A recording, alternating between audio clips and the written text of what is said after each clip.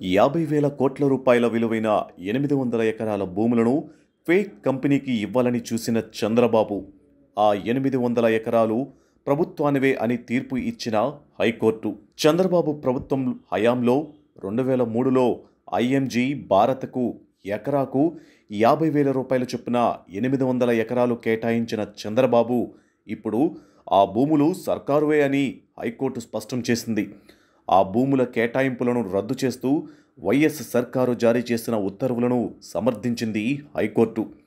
IMG భారత అనే కంపెనీని 2003 ఆగస్టు 5న రిజిస్టర్ చేయగా దానికి అధినేతగా ఉన్న అహోబలరావు అలియాస్ బిల్లీరావు క్రీడా మైదానాలు కట్టి 2020 ఒలింపిక్స్ కోసం క్రీడాకారులను సిద్ధం చేస్తామంటూ కంపెనీ ప్రచారం చేసి ప్రారంభించిన 4 రోజులకే ఉమ్మడి ఏపీ ప్రభుత్వంతో ఒప్పందం కుదుర్చుకున్నది. రంగారెడ్డి జిల్లా శేరిలింగంపల్లి మండలం గచ్చిబౌలిలో సెంట్రల్ యూనివర్సిటీకి చెందిన 400 ఎకరాలు, సరూర్ నగర్ మండలం మామిడిపల్లిలో విమానాశ్రయానికి అత్యంత చేరువలో 450 ఎకరాలను కంపెనీకి కేటాయించింది.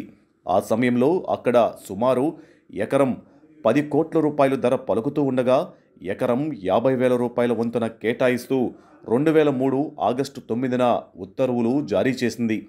ఉమ్మడి రాష్ట్రంలో టీడీపీ ప్రభుత్వం కూలిపోయి 2004 వైఎస్ఆర్ అధికారంలోకి రాగానే ఐఎంజీకి కేటాయించిన భూమిని తిరిగి స్వాధీనం చేసుకున్నది.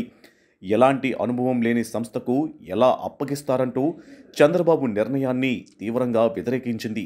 అయితే భూ కేటాయింపు రద్దును సవాల్ చేస్తూ సదరు ఐఎంజీ భారత్ హైకోర్టును ఆశ్రయించింది.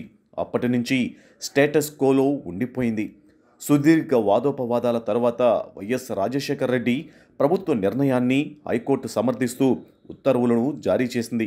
2006 నుంచి నడుస్తున్న ఈ కేసు ఎట్టకేలకు కొలిక్కి రావడంతో వేల కోట్ల రూపాయల భూమి ప్రభుత్వ ఖాతాలో పడింది.